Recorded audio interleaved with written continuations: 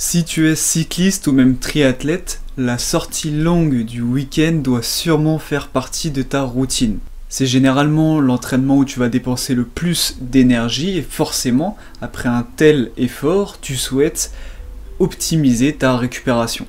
Problème, tu es perdu face à ce qu'il faut manger pour bien récupérer. Le marché de la nutrition sportive est inondé de bars, boissons, gels, tous plus riches en vitamines, minéraux et protéines les uns que les autres. Forcément, tu te retrouves un petit peu perdu et tu ne sais plus quoi mettre dans ton assiette. Ça tombe bien, je m'appelle Jérémy, je suis nutritionniste du sport et aujourd'hui j'aimerais partager avec toi les éléments indispensables que tu dois retrouver dans ton assiette de récupération. Pour savoir ce qu'il faut manger après l'entraînement, il faut faire le bilan des pertes que tu as subies pendant l'effort. Alors tout d'abord, tu vas voir les pertes hydriques. Sache que même si tu as l'habitude de beaucoup boire pendant l'effort, il est extrêmement difficile de compenser les pertes hydriques. Et au-delà de l'eau que tu vas perdre dans la transpiration, tu vas aussi perdre des vitamines et minéraux.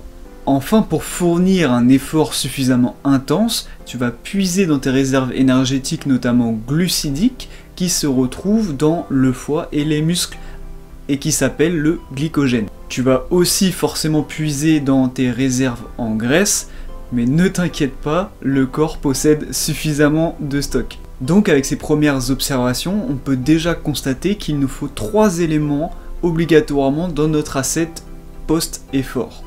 De l'eau, des vitamines et minéraux et une source de glucides.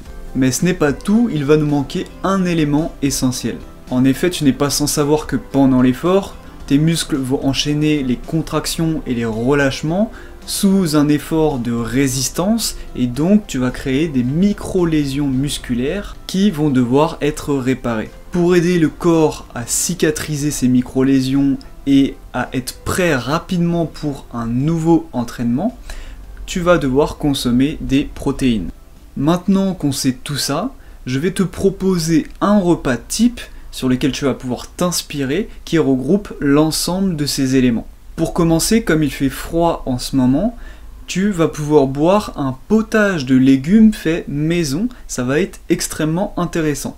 Alors ça peut peut-être t'étonner, mais en effet le potage de légumes va contenir une source importante d'eau, ce qui va favoriser la réhydratation post-effort, et ça va contenir également une source importante de vitamines et minéraux, forcément avec les légumes qui ont été mixés. Et en plus de ça, on va avoir un petit apport glucidique qui provient des légumes. Donc on peut constater que le potage est très intéressant et très complet pour la récupération. D'autant plus qu'après l'effort, le système digestif va tourner encore un petit peu au ralenti pendant un certain temps et le potage est très facile à digérer. Ensuite, dans notre plat, on va mettre directement une source de protéines qui est rapidement assimilable.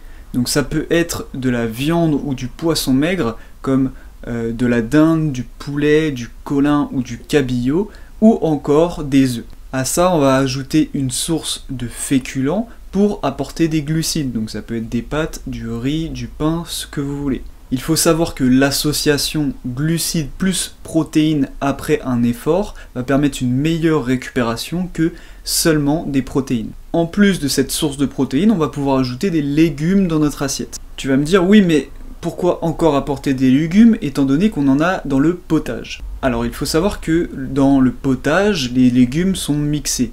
Et donc, tu ne vas pas profiter pleinement de la matrice de l'aliment et notamment de l'apport en fibres. Ça va aussi notamment te permettre d'être bien rassasié lors de ton repas. Pour finir, en dessert, tu pourras consommer un fruit qui va apporter des vitamines et minéraux différentes de ceux que tu vas retrouver dans les légumes, mais ça va apporter également des antioxydants ainsi qu'une bonne source de glucides. Voilà, ici on a un repas complet qui va favoriser une bonne récupération. Ici j'ai pas mis de produits laitiers car ils sont pas obligatoires, néanmoins ils sont quand même intéressants. Mais pour ma part, je préfère les consommer lors de mes collations. D'ailleurs, si tu souhaites justement que je te donne des idées de collations pour la récupération, n'hésite pas à me le dire en commentaire et j'en ferai une nouvelle vidéo. Donc ici bien sûr je t'ai pas parlé de quantité parce que tout simplement ça c'est très individuel. J'espère que la vidéo t'a plu, si c'est le cas n'hésite pas à mettre un pouce bleu et je vous dis peace.